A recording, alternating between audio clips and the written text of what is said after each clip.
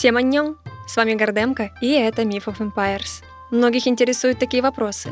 Можно ли переходить между префектурами? Что будет с пожитками, если перейти в другой округ или префектуру? Почему не получается трансфер? В этом видео я вам расскажу, как и почему. Поехали!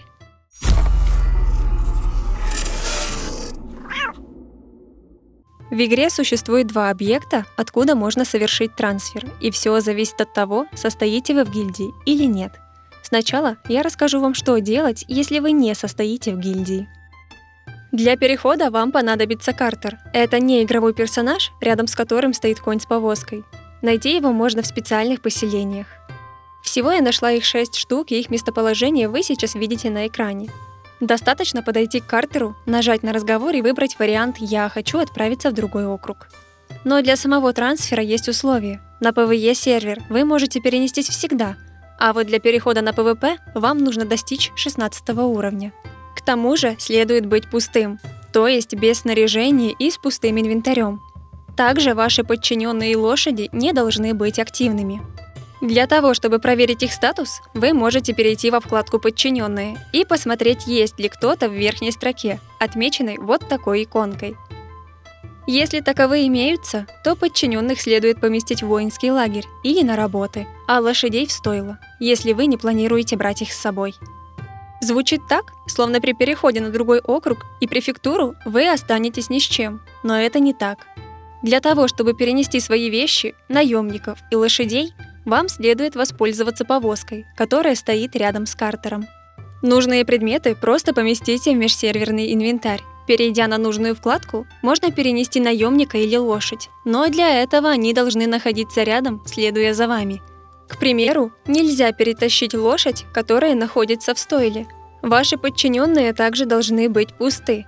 За услугу по транспортировке и хранении ваших вещей снимается плата. Потому будьте готовы отдавать свои кровно заработанные медные монеты, особенно за наемников и лошадей.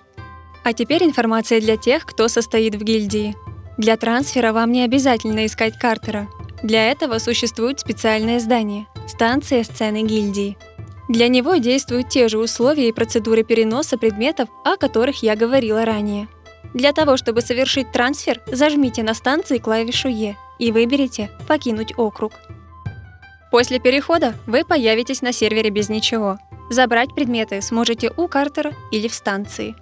Если вы переживаете, что после перехода в другое место вы потеряете свои постройки, лошадей или наемников, которых оставляете, можете не переживать, все останется на месте. С переходом в другой округ все понятно. Нужно просто выбрать свою префектуру и округ, в который хотите переместиться. А возможно ли сменить префектуру? Да, но тут есть небольшое ограничение. Перейти можно только в соседние префектуры, и то не во все. Чтобы определить доступные для перехода, откройте вкладку «Территория», приблизьтесь к своей префектуре, пока не увидите надписи «Крепость». Возле них в скобках указаны транспортные пути. Только в указанные префектуры вы можете перейти. Учтите, что после перехода вы не сможете снова совершить трансфер в течение часа, будь то округ или префектура.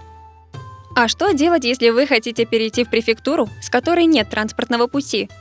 Вам придется перейти через несколько префектур. К примеру, я нахожусь в Цзиньдао, а хочу перейти в Сюнгу.